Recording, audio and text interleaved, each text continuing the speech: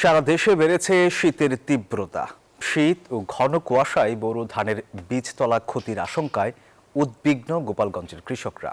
দীর্ঘ সময় ধরে তাপমাত্রা কম থাকে এবং ঘন কুয়াশা থাকলে ফসল বিভিন্ন রোগে বেশি আক্রান্ত হয়, আর এর ফলে ফলন ও গুণগত মান কমে যাওয়ার ঝুঁকি তৈরি হতে পারে, এমনটা মনে করেন কৃষি কর্মকর্তারা। সামিউল আলমের তথ্যচিত্রে ডেস্ক রিপোর্ট। ধান উদ্ধৃত জেলা হিসেবে পরিচিত গোপালগঞ্জ। ইতিমধ্যে বোরো মৌসুমে জমিতে ধানের চারা রোপণ শুরু করেছেন কৃষকরা। তবে গত কয়েকদিনের তীব্র শীতে জমিতে নামতে পারেননি তারা। কুয়াশায় নষ্ট হয়েছে বেশ কিছু চারাও। এই অবস্থা আরো কয়েকদিন চলতে থাকলে বোরো মৌসুমে ধান লাগানো পিছিয়ে যাবে। এতে ফলন বিপর্যয়ের আশঙ্কায় রয়েছেন কৃষক। যে জায়গা রোদ্দুরের তাপ পাচ্ছে না সেই জায়গা ওই যে সাদা হয়ে গেছে, এই যে সমস্ত জায়গার পাতা মরে যাচ্ছে, সাদা হয়ে যাচ্ছে। এই পাতা তো মানে রোদ্দুরের যে ভিটামিনের অভাবে মানে এই সমস্যাটা হচ্ছে। সিজন তো মিস করা যাচ্ছে না। মানুষের যতই সমস্যা হোক সবাই এই ঠান্ডার ভিতরে কাজ করতেছে। ঠান্ডা তো অনেক লোক অসুস্থ হয়ে পড়তেছে, আর সামনে যে ধান ফান লাগাতে না লাগালে তো সারা বছর তো খাওয়ার তো হবে না।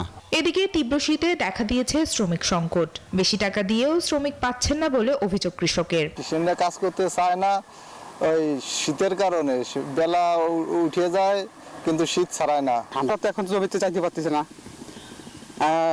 না গেলে তো অনেক সমস্যা, ধান রোতে দেরি হয়ে যাবে। তারপরে দেখা যাচ্ছে যারা কাজ করে প্রতিদিন আনে খায় তাদের তো আরো সমস্যা। তবে এর মধ্যে তাপমাত্রা বাড়লে বোরো আবাদের লক্ষ্যমাত্রা পূরণ করা সম্ভব হবে বলে আশা কৃষি বিভাগের। যদিও গত 2 দিন ধরে আবহাওয়ার বেশ কিছুটা উন্নতি হয়েছে এবং আমরা আশা করছি যদি আবহাওয়ার এই উন্নতি অব্যাহত থাকে তাহলে হয়তোবা আমাদের বড় বীজতলার আক্রান্তের হাত থেকে রেহাই পাবে এবং কৃষক তাদের যে নির্ধারিত লক্ষ্যমাত্রা, আমাদের গোপালগঞ্জ জেলার যে লক্ষ্যমাত্রা সেটি অর্জনে আমরা সক্ষম হব। চলতি মৌসুমে গোপালগঞ্জ জেলায় 82,532 হেক্টর জমিতে বোরো আবাদের লক্ষ্যমাত্রা নির্ধারণ করেছে কৃষি বিভাগ। Desk report, news 24।